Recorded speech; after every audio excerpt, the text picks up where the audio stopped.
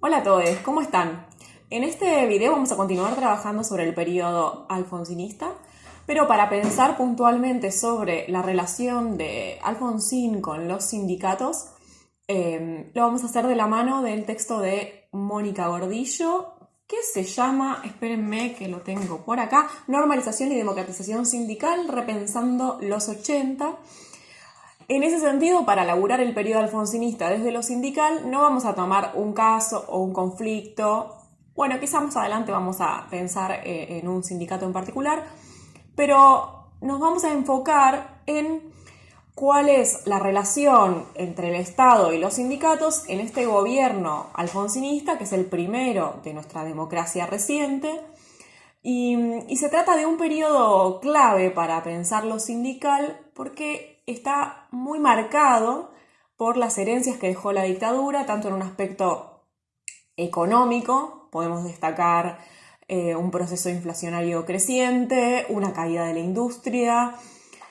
una aparición de cifras de desempleo preocupantes, con no tantos precedentes en la historia argentina, al menos desde que estaba vigente la industrialización por sustitución de importaciones. Y estos datos económicos tienen de trasfondo o de denominador común la implementación de un modelo económico nuevo, que es el modelo económico neoliberal, que estimula la financiarización de la economía y la desindustrialización, trayendo como consecuencias el desempleo, el descenso del nivel de los salarios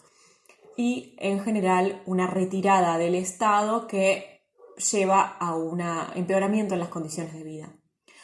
Desde una dimensión política, los datos que encontramos como estructurantes de la herencia que deja la dictadura tienen que ver con el poder militar, la pregunta por qué hacer con la cuestión de las violaciones a los derechos humanos y con los organismos, con los reclamos que han surgido alrededor de esas violaciones. Y en términos más amplios, qué hacer con el Estado y con la sociedad en general después de este proceso de terrorismo de Estado que atravesó tan fuertemente y tan reticularmente a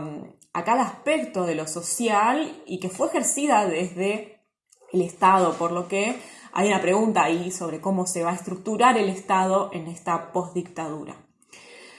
Sabemos, además, porque lo hemos trabajado en la clase pasada, que la dictadura tuvo una especial atención hacia la cuestión sindical, con una política que osciló entre la idea de arrasar con lo sindical y la propuesta de moldear a los sindicatos a esta política de disciplinamiento social. En ese sentido, los sindicatos no estuvieron ajenos al proceso de terrorismo de Estado, tanto porque muchos dirigentes sindicales y sus estructuras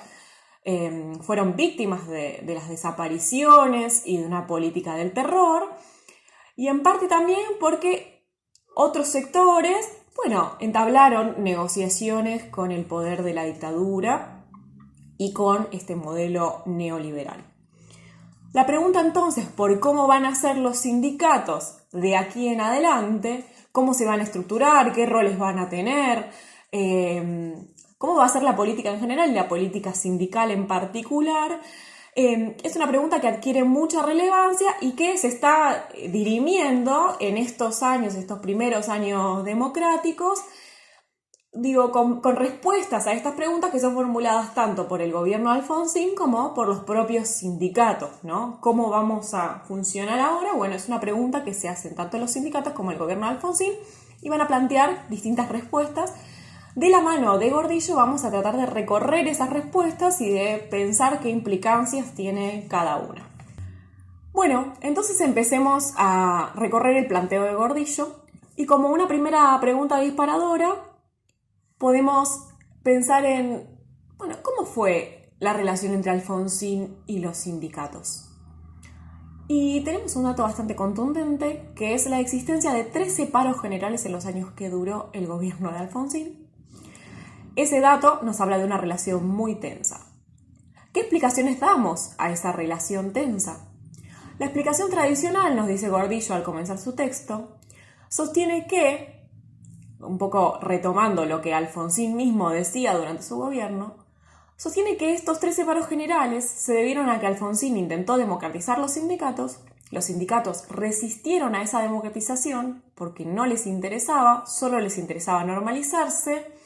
y por lo mismo hicieron esos 13 paros generales. Gordillo, ya al presentárnosla como la explicación tradicional, nos está diciendo, bueno, yo me quiero diferenciar de esa explicación tradicional, vengo a aportar algo nuevo, sino también para qué escribe su texto, para qué hace su investigación. Y Gordillo dice, bueno, para desarmar o poner en cuestión esta explicación tradicional de los 13 paros generales, me interesa que reflexionemos sobre dos conceptos, el concepto de democratización y el de normalización, que son los dos conceptos que están en juego en esa explicación. Entonces, bueno, para definir democratización, Gordillo va a recurrir a un sociólogo norteamericano, Tilly, que sostiene que una política para ser democratizadora debe cumplir con 3 premisas. Por un lado, una política para ser democratizadora debe producir un avance respecto de los derechos. Por otro lado, quiero decir, debe incorporar derechos, avanzar en la incorporación de nuevos derechos. Por otro lado, debe partir de la consulta a los actores a quienes se les pretende ampliar los derechos, ¿no? Para que una política sea democratizadora, esto me parece siempre interesante del planteo de Tilly, no solo debe tomar a los sectores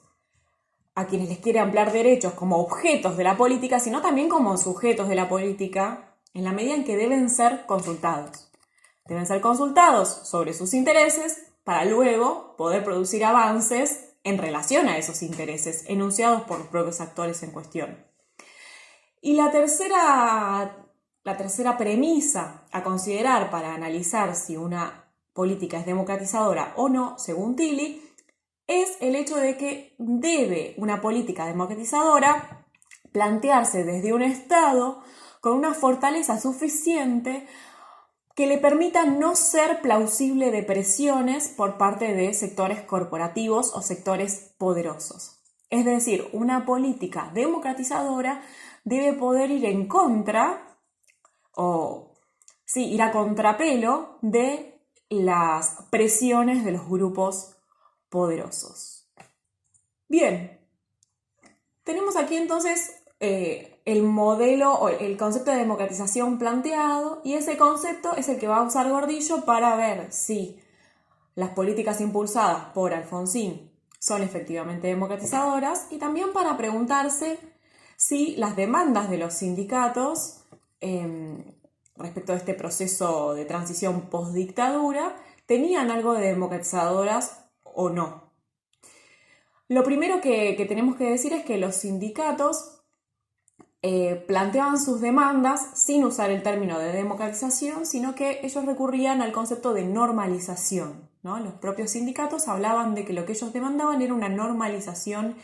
sindical. Y acá hay algo que me parece muy interesante, ¿no? Porque los sindicatos, al decir queremos ser normalizados o volver a la normalidad, hay un planteo sindical que está pensando a lo que hizo la dictadura como un momento de excepción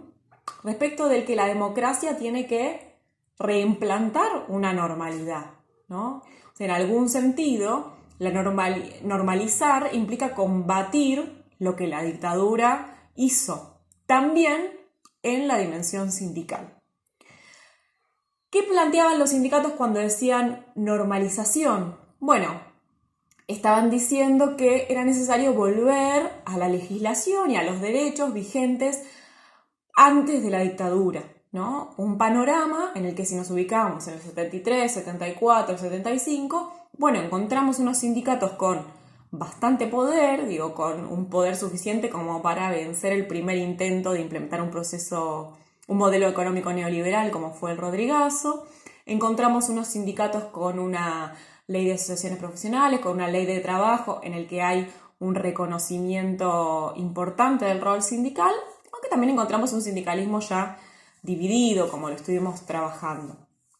Pero bueno, es un momento en el que el sindicalismo muestra un gran poder, en el que el nivel de los salarios es alto. Bueno,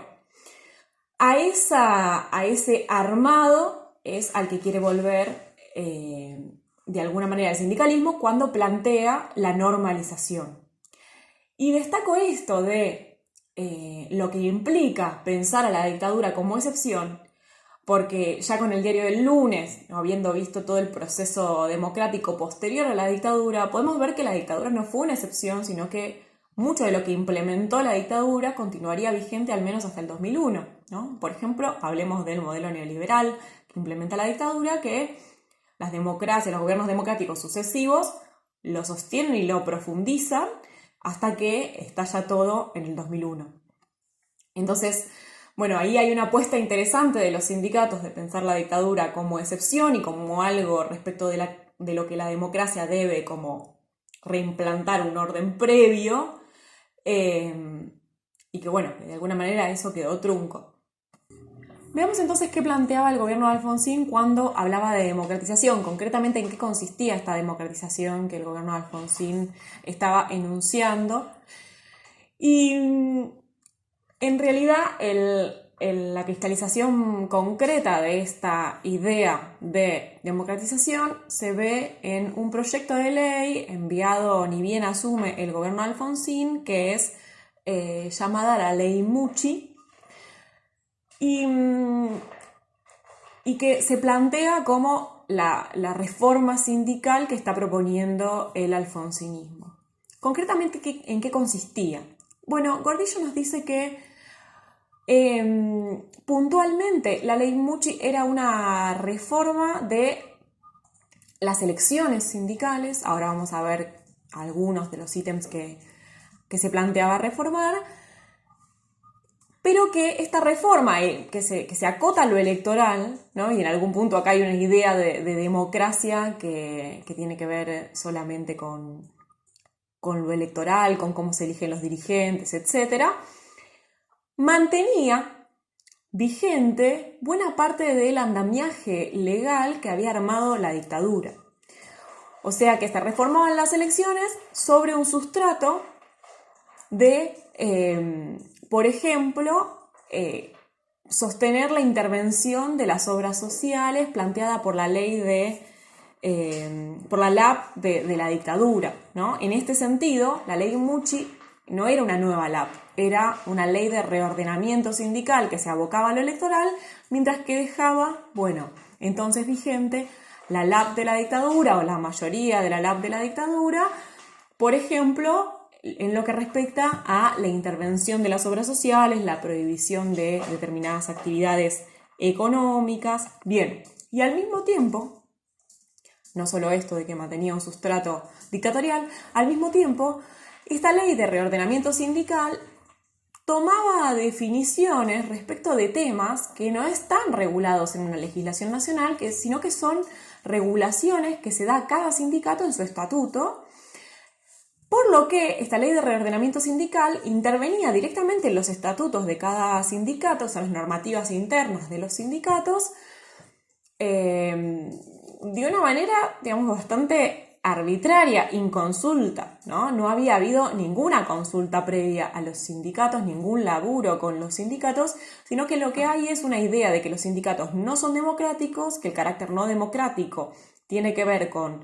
cómo acceden al poder sus dirigentes, cómo persisten en el poder sus dirigentes, cómo se arman las listas electorales, pero no hay ninguna intervención respecto de otras estructuras de lo sindical que venían marcadas por la dictadura, y tampoco hay un respeto respecto de los estatutos ya vigentes, ¿no? Como que implicaba verdaderamente una intervención bastante problemática en los propios sindicatos. Bien, ¿qué reacción tienen los sindicatos respecto de esta propuesta de ley de reordenamiento sindical que es enviada al Congreso ni bien asume Alfonsín? Bueno, la reacción en general fue de desacuerdo, lo cual es una evidencia de la falta de diálogo previo con los sindicatos, nos dice Gordillo. De alguna manera estos cambios en la forma de elegir a las autoridades, a los representantes sindicales, no estaba entre las necesidades planteadas por afiliados, por afiliadas. En ese sentido, señala Gordillo, esta democratización aparente es impuesta desde arriba, ¿no? El Estado sostiene que esa es la democratización necesaria, lo cual es un gesto, según Tilly, contrario a la democratización porque no hay consulta. Al mismo tiempo, la limitación a la posibilidad de reelección, que es otra cosa que incorpora la ley, tampoco aparece entre las demandas. Sí hay una lectura de que la burocratización resulta un problema, ¿no? Digo, la formación de una casta de dirigencial completamente separada de las bases de los trabajadores, aislada, sin contacto, sin canales de diálogo, aparece como un problema. Ahora no es seguro que la limitación a la reelección sea una solución para eso. También hay otras posibles soluciones, las pensaremos más adelante con el caso ATE. Y entonces, frente a esto, la CGT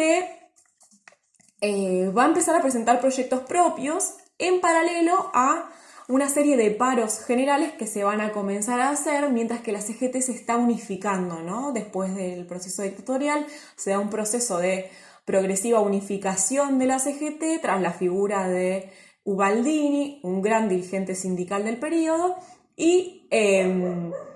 ese proceso de unificación, de presentación de leyes, de paros, bueno, se va manifestando la oposición de los sindicatos a este proyecto de ley de reorganización sindical que el alfonsinismo planteaba como democratización y que para los sindicatos